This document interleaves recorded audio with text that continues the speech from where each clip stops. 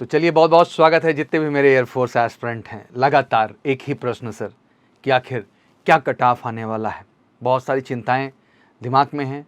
अगला एग्ज़ाम भी हमारा शेड्यूल है, 13 अक्टूबर को आप अपीयर होने जा रहे हैं। बेटा सबसे पहली बात मैं ये कहना चाहूँगा कि स्कोर एक ऐसा करो ना यार जिसके बाद संशय खत्म हो जाए। मैं हमेशा कहता हूँ कि बेटा एक अच्छी और रियल प्रिपरेशन के साथ क्यों ना यार एक्स में 50 मार्क्स लाए जाएँ, क्यों ना वाई में 40 एबव मार्क्स लाए जाएँ, और इस मार्क्स को लाने के बाद आप ही जवाब दीजिए क्या कोई संशय जहन में रह जाएगा बेटा। फिर फेज़ 2 को देने की ऊर्जा अलग होगी, पीएसएल की इंतज़ार अलग होगा, एनरोलमेंट लिस्ट में नाम की गारंटी होगी, और फाइनली आप बेलगामी कर्नाटका और आप ऑडिट ट्रेनिंग सेंटर का हिस्सा बनेंगे। आज मैं बिल्कुल एक डिटेल एनालिसिस लेके आया हूँ, जबकि लगातार आप पूछ रहे हैं तो it's very important to tell you the real graph कि हाँ एग्जैक्टली कितने बच्चे पार्टिसिपेट किए हैं फेज़ 2 के लिए, कितने बच्चे मेडिकल आउट हुए हैं, कितने बच्चे री मेडिकल के लिए गए, कितने बच्चे एब्सेंट रहे। एक overall analysis boys and girls दोनों का मैं रखूँगा।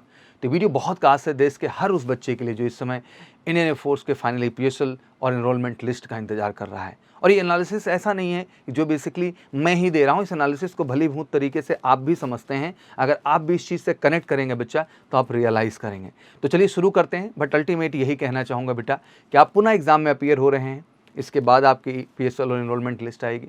इस एग्ज़ाम में ऐसा बेस्ट करना ना बेटा कि इस संशय में आपको जीने की आवश्यकता ना हो। इसीलिए मेजर कलसी क्लासेस के एयरफोर्स ने भी आईसीजी स्पेशल जो चैनल है हमारा एमकेसी एयरफोर्स ने भी आईसीजी क्लासेस, उस पर जरूर आइए। मेगा मैराथन इस समय चल रही है लगातार सुबह से लेकर शाम तक, और हर वो क्वेश्चन हम डिस्कस कर दे रहे हैं आपके साथ उस सेशन में जो आपके लिए फ़ायदेमंद है आपके आने वाले एग्जाम में। तो चैनल सब्सक्राइब नहीं किया है तो कर लो, और डेली उस सेशन का जरूर हिस्सा बनिए अगर इस बार आप चाहते हैं कि 100 और शॉर्ट स्कोर के साथ आप बढ़ें।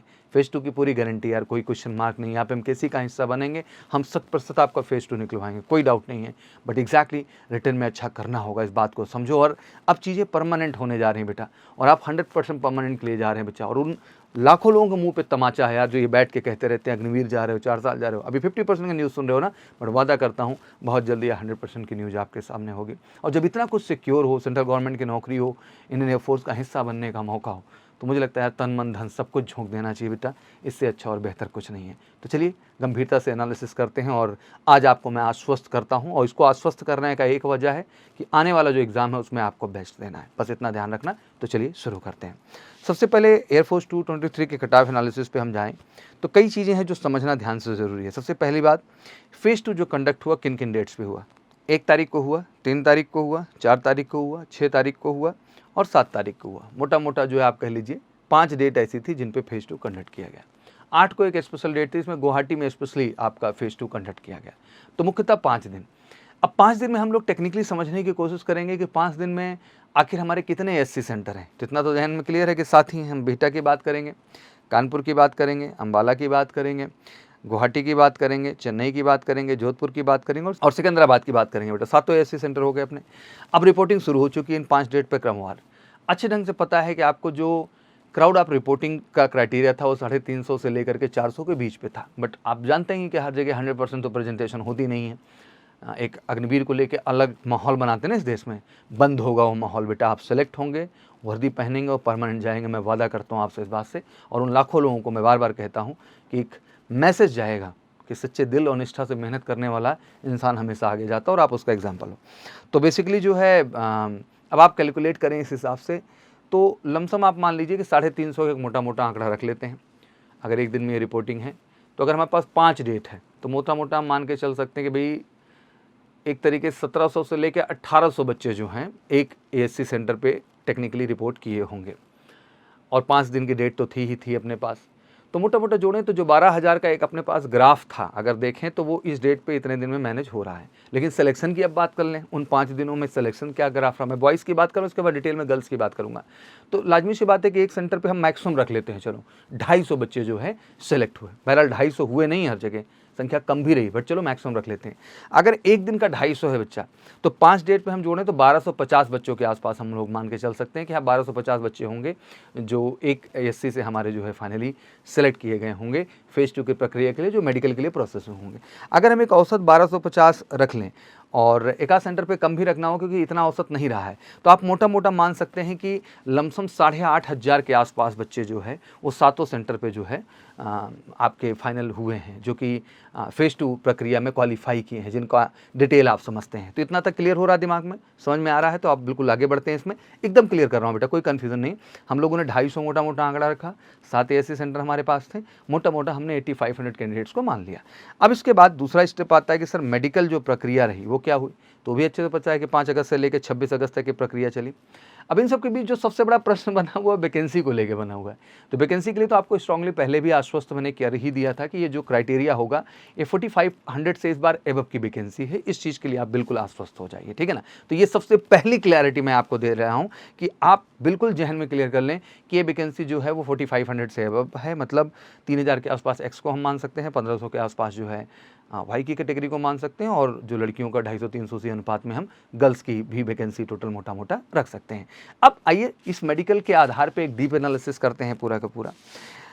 जो मेडिकल में भी एब्सेंटी देखने को मिली वो भी बड़ा इंटरेस्टिंग रहा कि जो बच्चे मेडिकल में ही नहीं गए, मतलब फेज़ 2 की भी प्रक्रिया डन करने के बाद बच्चे जो है वो मेडिकल प्रक्रिया में भी बहुत लोग ऐसे रहे जो किसी बीमारी की वजह से नहीं हो पाया। औसत मान लो 150-200 बच्चे रख लेते हैं, मान लो 8500 में घटा देते हैं इसको, अगर देख लें बगल में माइनस आ रहा है 8300 के आसपास हम लोग यहाँ आंकड़ा रख लेते हैं।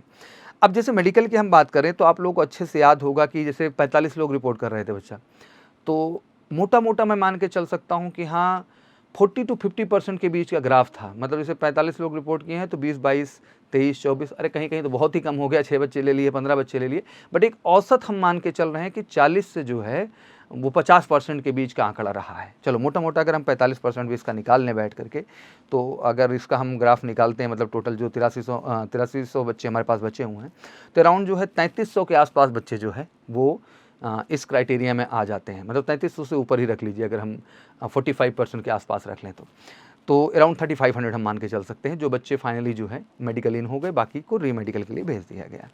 अब बाकी जो कैंडिडेट री मेडिकल गए, अब री मेडिकल में भी ऐसा नहीं कि सब अपीयर ही हो गए, वहाँ पे भी आंकड़ा निकल गया, लमसम 200-250 बच्चे उसमें भी अब्सेंटी मार दिए हैं। तो आप मान के चलिए कि मोटा मोटा 4800 बच्चे ऐसे रहे जो री मेडिकल प्रक्रिया में गए। लेकिन री मेडिकल का भी ग्राफ बिल्कुल निकल के आया, 30% कैंडिडेट ऐसे हैं जो री मेडिकल में पास हुए, बाकी सबको ऑनेस्टली फेल कर दिया गया। तो अगर उसका भी ग्राफ हम लोग निकाल लें अराउंड 4800 में, तो अराउंड आप मान के चलिए कि 1500 के आसपास बच्चे यहाँ फाइनल हो रहे हैं। तो अब मोटा मोटा हम लोग देख लें तो 1500 का आंकड़ा ये हो गया, और मान लीजिए कि वहाँ हम लोगों ने अराउंड 3500 के आसपास निकाला था, मतलब 5000 के आसपास जो है कैंडिडेट को हम देख पा रहे हैं कि यहाँ जो है वो क्लैरिटी देखने को मिल रही है। मतलब 5000 ही बच्चे हमारे जो है वो फाइनलाइजेशन पे हैं। वैकेंसी के लिए कैसेसिटी दे ही दी है, लमसम 4500 के आसपास है। अब यहाँ से मोटा मोटा अगर देखने की कोशिश करें बेटा, तो जितनी वैकेंसी है एग्जैक्टली उतने ही बच्चे जो है वो फाइनल हो पाए हैं। समझ में आ रहा है आपको क्लियरली, क्योंकि टोटल भी मैंने ले लिया कितने लोग अपीयर हुए फेज़ 2 में, फिर मेडिकल भी आपके सामने क्लियर कर दिया, भाई मेडिकल आउट भी हो गए हैं ना, फिर रे मेडिकल में भी आपको मैंने बता दिया कितने लोग फाइनल हुए हैं, अब्सेंटी हुए हैं। अगर देखो तो मोटा मोटा वैकेंसी के आसपास ही देखने को मिल रहा है। यही सच है जो मैं आपको रिकॉर्ड रखना चाह रहा हूँ। चलो मैं मान लेता हूँ कि भाई वैकेंसीज़ का जो क्राइटेरिया उसके हिसाब से 300 बच्चे 400 बच्चे ऊपर हो रहे हैं, तो इसके वजह से सर कट ऑफ में क्या डिफरेंसेस आ सकते हैं, चलो उसकी बात करेंगे, बट उससे पहले गर्ल्स पे आ जाते हैं। गर्ल्स की बात करो बेटा, तो जो है जैसा कि आपको पता था 9 तारीख की डेट थी जिसपे बच्चियों को रिपोर्ट करना था फेज़ 2 प्रक्रिया के लिए। अराउंड जो है 1000 के आसपास कैंडिडेट जो है शॉर्टलिस्ट किए गए फॉर द मेडिकल, मतलब 1000 के आसपास लड़कियाँ मेडिकल के लिए शॉर्टलिस्ट की गई, जिसमें जो है 50% को इनिशियली दे दिया गया, मतलब 500 बच्चियाँ तो इनिशियली ही मेडिकल इन हो गई, 500 को जो है दे दिया गया जो है मेडिकल कार्ड, दैट मीन वो फिर से री मेडिकल में अप्लाई हुई। वहाँ भी 30% निकालने तो लमसम 150 बच्चियाँ वहाँ हो गई। टोटल जो ग्रीन कार्ड होल्डर हम मानते हैं 500 उधर रख लें, 150 इधर रख लें, लमसम 650 बच्चियाँ हो गई। वैकेंसी जो गर्ल्स की रहनी है, अगर मान लो कि मोटा मोटा आपको जैसा पता ही है कि 20% का एक ग्राफ चलता है, तो अगर हम इसको देखने की कोशिश करें एग्जैक्टली तो बट 20% का एग्जैक्ट इसमें ग्राफ नहीं होता, वो नेवी के अंदर बनाया गया है। एक्स में वैकेंसी अराउंड 100 के आसपास गर्ल्स की है, और वाई में अराउंड 200 के आसपास और 300 के आसपास है। हाँ, इसमें थोड़ा सा कट ऑफ लड़कियों के बढ़ने के चांसेस आ जाते हैं, बट बॉयज़ का रहा तो बहुत ज़्यादा डिफरेंस नहीं है। बॉयज़ को मैं बताऊँ कि जैसे मान लीजिए कि बच्चे मुझसे पूछ रहे सर कितना एक्स का और कितना जो है वाई का ग्रोथ आप देख सकते हैं, तो एक्स में मैं टेक्निकली जो कैलकुलेट कर रहा हूँ बेटा कि मैक्स टू मैक्स जो है 1.5 से 2 नंबर का ग्रोथ देखने को मिलेगा, जिस तरह का एग्जैक्ट एनालिसिस ये निकला है। बाकी ठीक है, बहुत सारी चीज़ें हैं जो प्रेडिक्शन हो सकती है, मैं भी मानता हूँ, बट अगर आप इसको गहराई समझ पा रहे हैं जो मैं पूरा एनालिसिस दे रहा हूँ, तो इसमें ऐसी चीज़ निकल के आपके सामने आ रही है। तो मुझे 150-2 नंबर एक्स में दिखाई देता है बॉयज़ के लिए। वाई में तो मुझे दिखाई भी नहीं दे रहा है उतने भी मार्क्स ग्रो करने का, बट चलो एक आइडियल में मान लेता हूँ कि हाँ भाई 1 नंबर तक वाई में भी हो सकता है, 0.50 वाई में हो सकता है। हाँ, गर्ल्स में ये है कि लमसम 3-3 4-4 नंबर के ग्रोथ देखने को मिलेंगे, वो चाहे एक्स कैटेगरी की मेरी बच्चियाँ हैं या वाई कैटेगरी की हैं। तो यहाँ पे आपको 3 से जो है 2 से 3 नंबर का ग्रोथ देखने को मिलेगा, गर्ल्स एस्पिरेंट के लिए स्पेशली ये बता रहा हूँ। तो इस तरीके से आप कट ऑफ को लेके अब आशा करता हूँ सारा भ्रम खत्म हो गया होगा। अब इस पे डाउट मत करिए, एग्जैक्ट एनालिसिस है। कोई और क्वेश्चन हो, कोई और डाउट रह गया हो इसके बाद तो कमेंट सेक्शन में मेंशन कर दो, मैं सॉर्ट आउट कर दूंगा उस चीज़ को आकर के। बट जो ऑनेस्टली आपके सामने है ग्राफ वो यही है, और आप समझदार हैं तो समझ चुके होंगे, एग्ज़ाम दे के आए हैं कि हाँ सर एग्जैक्टली इतने बच्चे बैठे होंगे, इतने मेडिकल में हो गए होंगे, फाइनल वैकेंसीज इतनी हैं सर, ये सारा ग्राफ क्लियर है आपके सामने। अब जम के पढ़ाई पे ध्यान दो, अगले एग्ज़ाम को बेहतर करो। सबसे खुशखबरी की बात यह है बेटा कि आप सब परमानेंट जा रहे हो, और एमकेसी का वादा है कि जो भी बच्चा मेरा आर्मी नेवी एयरफोर्स का सपना देख रहा है उस हर बच्चे का हम सपना पूरा करेंगे। हर बच्चे को वर्दी पहनाएंगे, स्काई ब्लू और लाइट ग्रीन और वाइट, ये हमारा कमिटमेंट है आपके साथ बच्चा। तो बिल्कुल, चाहे वो फेज़ 1 हो, चाहे फेज़ 2 हो, चाहे जीडी हो, चाहे मेडिकल हो, हर चीज़ के लिए एक परफेक्ट तैयारी केवल एमकेसी में है भारत में। तो लगिए, और बाकी जो हम चैनल बताएं MKC air force navy ICG classes का, उसकी मेगा मैराथन का जरूर हिस्सा बनिए। ज़बरदस्त क्वेश्चन कलेक्शन लेके आए हैं, और अगर इतना भी कर लोगे बेटा तो एक्स में 50 के ऊपर जाओगे और वाई में जो है आप 40 के ऊपर जाओगे। बाकी किसी भी तरह के और गाइडेंस एंड सपोर्ट के लिए, आगे फर्दर बैचेस के लिए, छोटे भाई बहनों के लिए, अपनों के लिए, बिल्कुल आप कॉल कर सकते हैं 9696330000। बहुत ही रीजनेबल चार्जेस में बेटा ऑफलाइन ऑनलाइन दोनों हम प्रोवाइड कर रहे हैं। केवल एक उद्देश्य है कि हर बच्चे का हम सपना पूरा करना चाहते हैं, और उन लोगों को जवाब देना चाहते हैं जो ये बैठ करके गाँव में कमेंट करते हैं कि बच्चा कुछ नहीं कर पाएगा, वो एमकेसी का हिस्सा बनेगा और उसको वर्दी पहना के ये दिखाएंगे कि ये बच्चा भी सब कुछ कर दिखाएगा। बस इसको सपोर्ट, प्यार, केयर और एक अच्छे गाइडेंस की जरूरत है जो उसको मिलेगा एमकेसी परिवार से। चलिए, thank you so much, wish you good luck, जय हिंद, जय भारत।